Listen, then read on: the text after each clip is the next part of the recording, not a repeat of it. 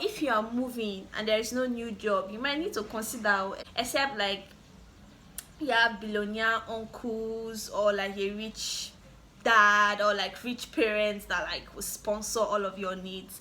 If not, you will start carrying pangolo and be begging money.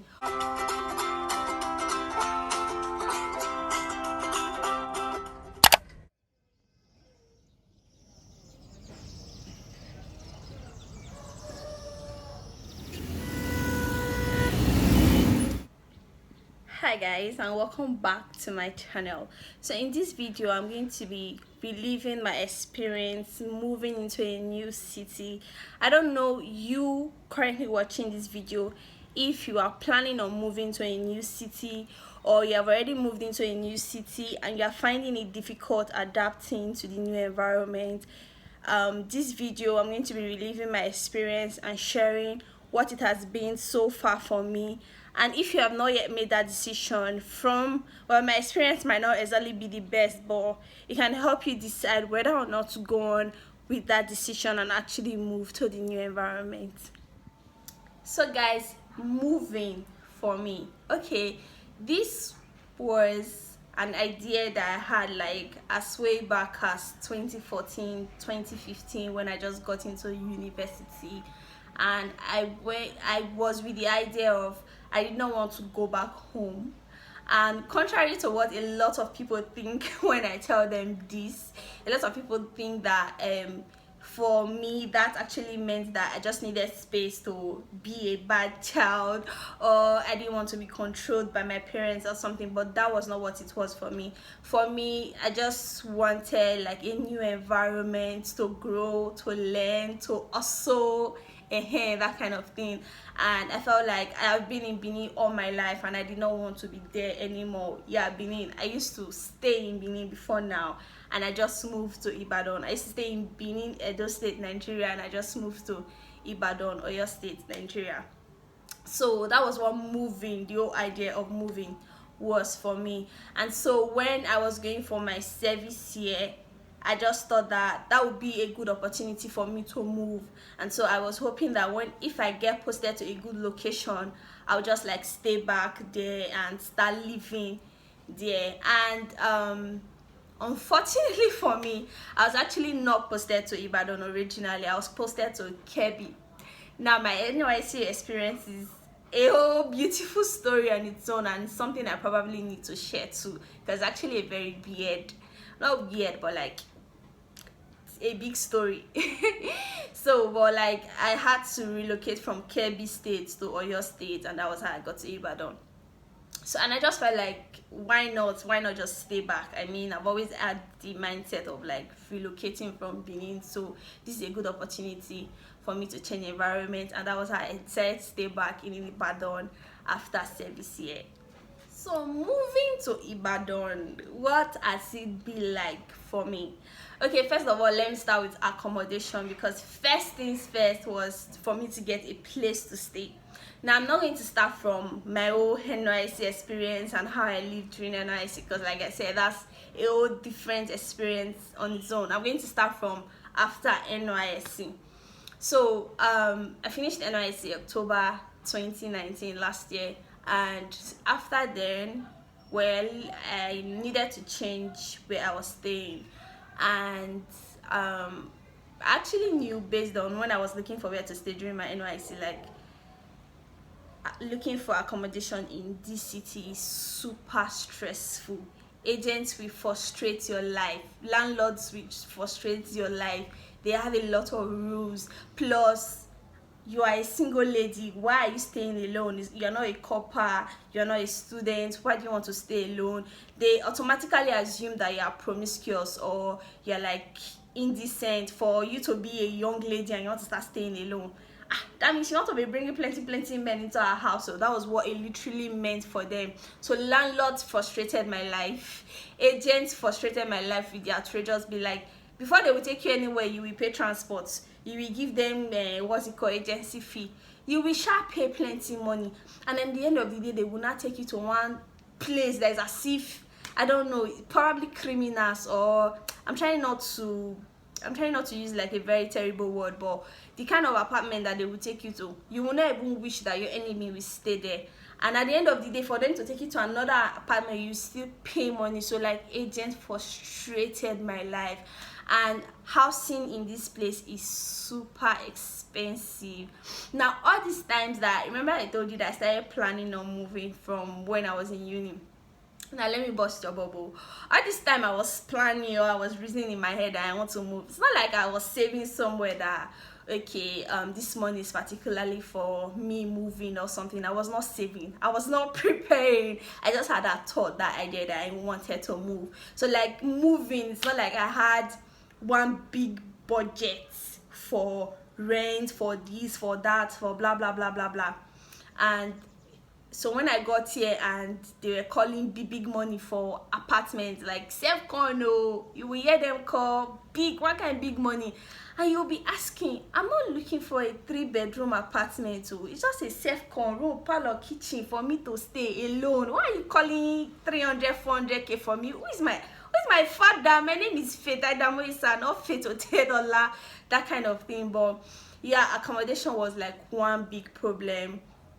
And then there was a time that I was like, okay, I don't care the amount you're going to call for me for apartment, just take me to a decent place. Okay, now they will not take you to an apartment that they will call big money. They will call 350k for you, or 300k, or 250k. And I'm like, okay, the money is big for a self-con, where it might not be, that amount might not be big for big cities like Lagos, Port Harcourt, Abuja, but for Ibadan, that's big. And Benin I'm coming from, if you are owning 250, you will rent 3-bedroom flat, like top quality, and they are calling that kind of amount for you for a self-con. So in your mind you're like, okay, they are going to take you to one place that you will be licking the tiles on the floor set.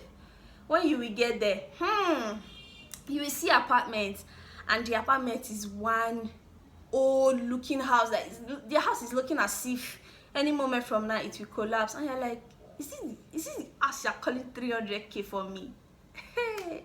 See, they frustrated my life here in this Ibadan, all because of apartments. So finally I have an apartment to live in. I'm no longer homeless and all of that.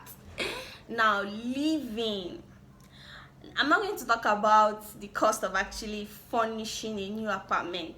Like, that is one thing that I feel that a lot of people do not put into plans, me inclusive. Initially when I was looking for an apartment, I was just like, I'll pay my rent and that was it. But yeah, you will pay your rent, but you will also furnish your house. You will buy bed, you will buy cooking gas, you might need to paint your room or something. And that's one thing that I didn't put into consideration, and I want to assume a lot of people might not usually consider. They just think, okay, I will pay my rent. Or except you're actually paying for a fully furnished apartment, that's fine. But if your budget does not include a fully furnished apartment, you might want to like consider that, because that's like a major thing. So now, like, after settling apartments and everything, living in a new city, how is it like? For me, oh my god, it can be really depressing. It can be really depressing. I mean, you are in a new city, no family, no friends, except you are lucky enough to have like a few friends and family living in the city. But for me, all my friends and family, they are definitely not in Ibadan. They are in every other places around Nigeria, but not Ibadan. So like and a lot of them are in Benin, and Benin is like 5, 6 hours from this place, or away from this place. Which one is it? Benin is like 6 hours away from this place, and like traveling to like go and visit my family and friends is not something. Before I would think of that, I have to consider my schedule, their working schedule, and whatever it is I'm going to spend traveling to and fro and all of that. So like, staying in a new city can actually be really depressing. There are times where things might not be going as planned, things might not be going the way you wished it would go, and you don't have friends and family that can easily comfort you. You don't have friends and family that can tell you, don't worry, rest your head on my shoulders and everything will be fine. You don't have friends and family that will look into your eyes and tell you, come on, we go past this level now, we go run anyhow we move. Nobody to tell you that, and it can be totally depressing. I know that being adaptive is part of what makes us human, but I don't think anybody actually gets prepared for this part of life. I don't think anybody actually prepares themselves that, oh, for a long time you are really going to be alone, except you're like a really friendly person and you really know how to like make friends wherever you go. To me, I'm not really that friendly. Plus, I barely leave the house. I work from home, so I am always home, and I never leave the house except when I have to like go for makeup jobs or something. And most times it's just strictly business, so I barely ever leave the house. And I do not like, I've stayed here almost a year plus my service here. I've stayed here almost a year plus. I've stayed here a year plus my service here. What am I saying? I came here January for service. I came here January 2019. But yeah, most of the people that I did service with, a lot of them have gone back home. Some of them have even traveled to the abroad, that kind of thing. And you see, like, when abroad people actually talk about how lonely it gets when they travel out, I'm usually very, very, should I say, insensitive, and I'm like, oh yeah, come back now, let me go to the abroad and be crying loneliness. You're abroad and you're shouting loneliness. And it's practically the same thing. Like, because you are going to a new place and there is nobody that you know, that you are familiar with. It is not easy to live in that kind of environment. It is not easy. So that's another thing you have to consider when you are moving. For me, it's something I can easily manage because I actually like enjoy being all by myself to a great extent. I really do enjoy my own space, so it's something that I can manage just being by myself. Not like all the time, because I swear it gets really depressing sometimes.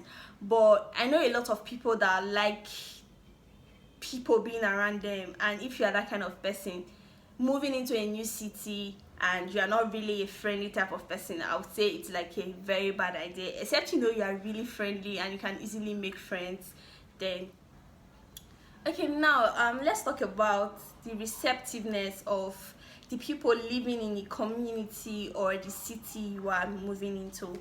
Now, for Ibadan people, wow, I don't know if I should say they are really receptive. I don't know.